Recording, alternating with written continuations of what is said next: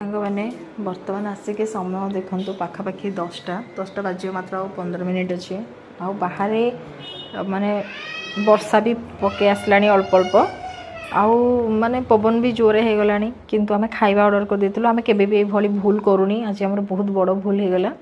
कौन पाना वर्षा आसला माने मु बिल्कुल भी तांको मना करे जे तुम खाଇବା ऑर्डर करनी बाहर कहीं जो लोकटा भी आनी दउची से भी तो जने मनीष ना तो आमको जमी वर्षा को डर तांको भी तो सेमती वर्षा घड़घड़ी की तो डर लगुव तापर कौन करिए पेट पाई करिया पड़ियो हेले भी मु मना करे जे नाही तमे ऑर्डर करनी किंतु आमे आज देखि नथिलु आमे ऑर्डर कर देथिलु माने सेतरको वर्षा आसी नथला एटा आसिया पई पूरा 40 मिनिट समय लागला किंतु एबे बाहर वर्षा आसलानी हारी आ इथिरे कोन खाइबा अछि देखिया चलंतु लींबू सोडा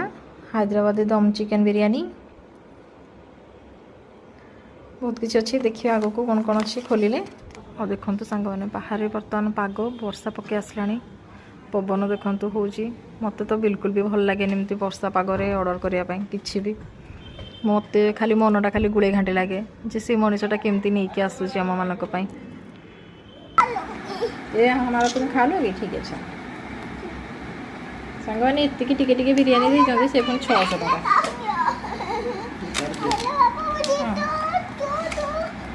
एटा भी काट दियो।